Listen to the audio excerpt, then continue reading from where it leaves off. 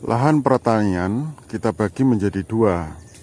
Pertama adalah lahan kering dan yang kedua adalah lahan basah. Lahan kering adalah lahan di mana ketersediaan air banyak bergantung pada ketersediaan air dari curah hujan.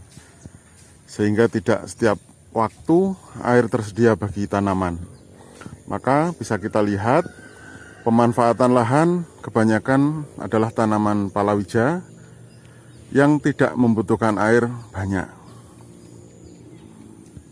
Kita lihat ini ada tanaman tadi kacang tanah dengan terong, ada pepaya, pisang, tanaman cabai. Kemudian ada juga yang dimanfaatkan untuk budidaya tanaman keras atau tanaman tahunan. Contohnya ini yang dimanfaatkan untuk kebun tanaman sengon. Nah, ini tanaman sengon yang usianya udah 5 tahun lebih sampai 10 tahun. Pohonnya jadi sangat tinggi. Ini untuk pemanfaatan lahan kering.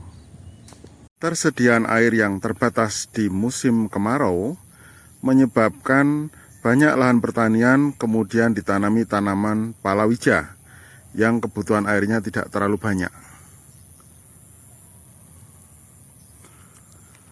Tanaman cabai dan kacang tanah yang dikombinasikan. Nih. Pertanian sistem tumpang sari yaitu menanam 2 atau lebih komoditas tanaman di lahan yang sama. Ini adalah tumpang sari antara tanaman kacang tanah dan terong. Tanaman kacang tanah ditanam lebih dulu, kemudian baru ditanam terongnya. Ketika tanaman kacang tanah sudah dipanen, maka tanaman terong masih bertahan beberapa minggu untuk pemanenan berikutnya.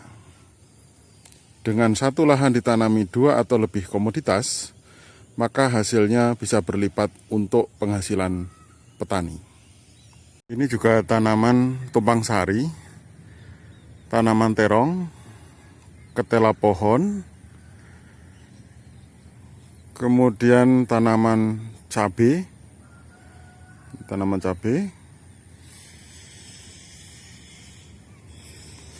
kemudian ada juga ketela rambat ditanam pada satu lahan yang sama untuk meningkatkan nilai tambah dari produksi lahan tersebut. Ini adalah penanaman tanaman hias yang ditanam di tepi lahan pertanian, digunakan untuk pengendalian hama terpadu sehingga hama tidak menyerang tanaman pokok, yaitu di sini adalah tanaman cabai, tetapi mereka menyerang pada tanaman hias yang ada di tepi-tepi dari lahan pertanian tersebut.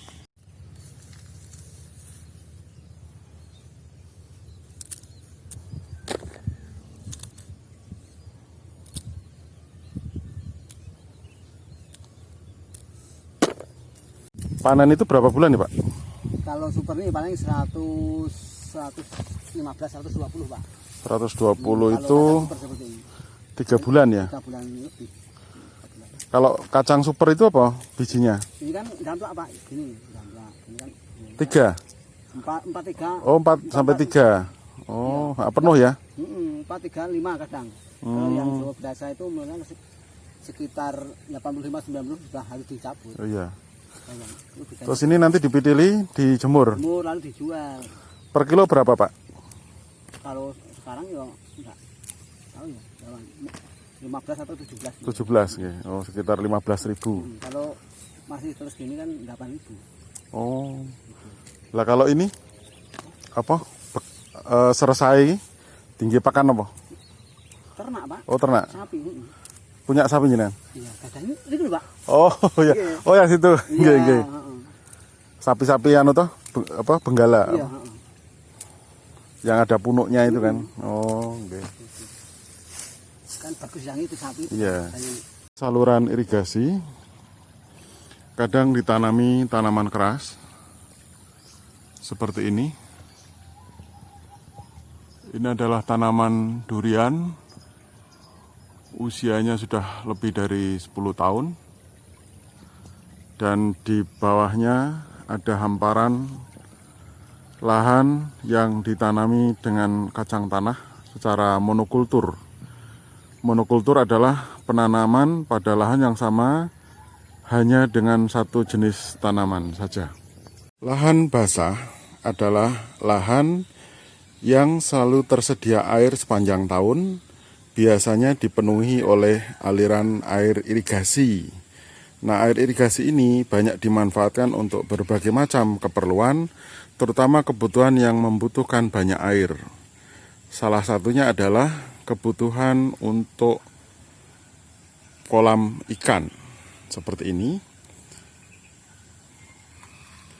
Bisa juga dimanfaatkan untuk kebutuhan sawah untuk menanam padi.